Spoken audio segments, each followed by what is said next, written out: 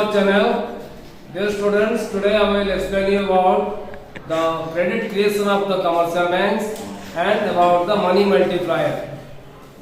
Dear students, you know that the commercial banks basically function on the motto of profit.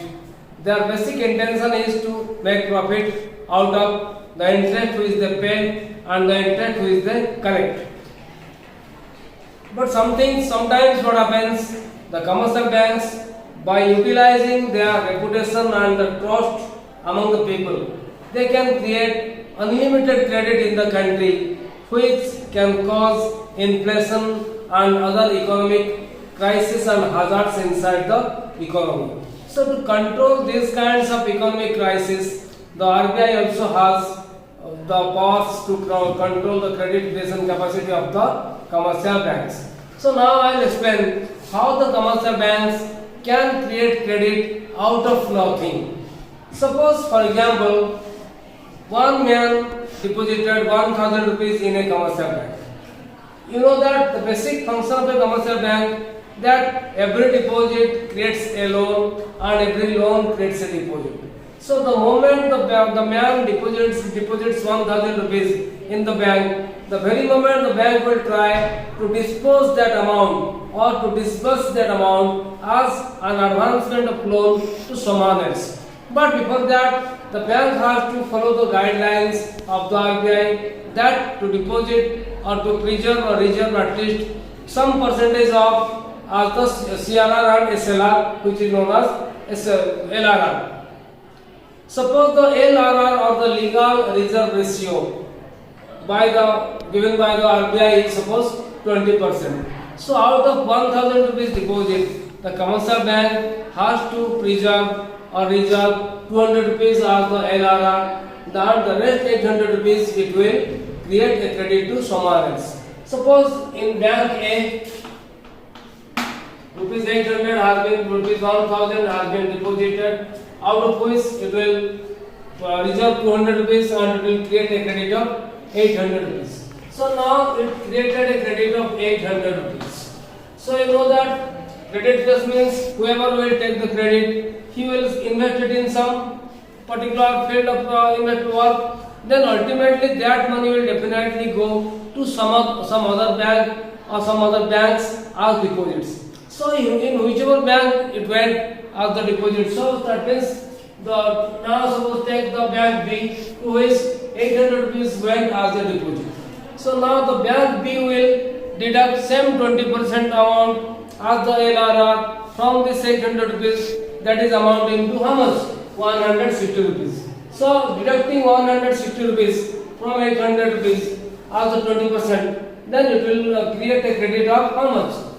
640 rupees.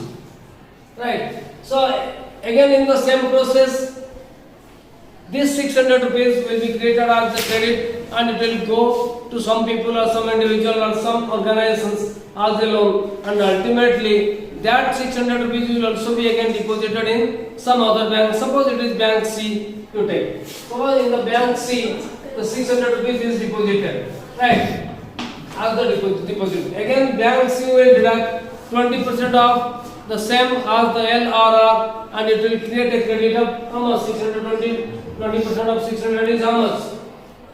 128 rupees. So deducting 128 rupees, now it will create a credit of 512 rupees.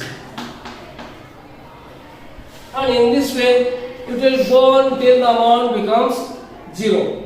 That means in this way, how much will be the total credit creation by the commercial banks out of that 1000 rupees only, that we have to see.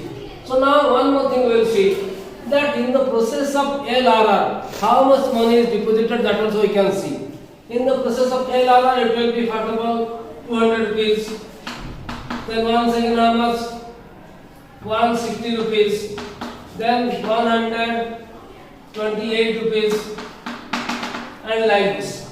So ultimately, the final amount of credit or money multiplier or credit creation by the commercial banks will be calculated by a particular formula, that is 1 by LRR. That means The formula of the money multiplier is 1 by LRR.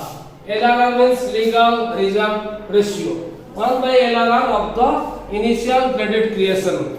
Suppose if the LRR is 20%, suppose the LRR is 20%, then 1 by LRR is equal to 1 by 20 by 100 is equal to 1 by 5 is equal to 5. So LRR, when the LRR is 5, then the money multiplier means the total volume of credit creation of money multiplier will be 5 times of the initial credit creation. The initial credit creation was 800 rupees and LRR is equal to 5. Then the final credit creation will be 5 into 800 is equal to 4,000 rupees. That means, and apart from that, in the process of LRR, the total deposit by the commercial bank, by different commercial banks will be around 1,000 rupees.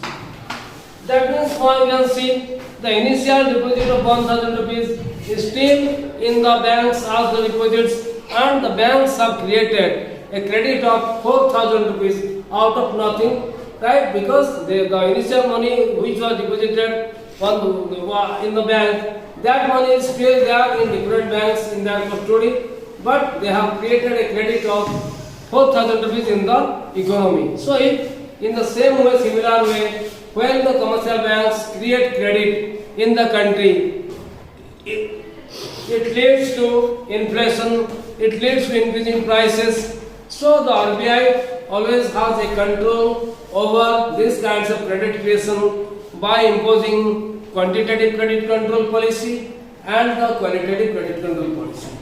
These functions of RBI, once again we will read in a forthcoming chapter, forthcoming episode. Till that, thank you very much.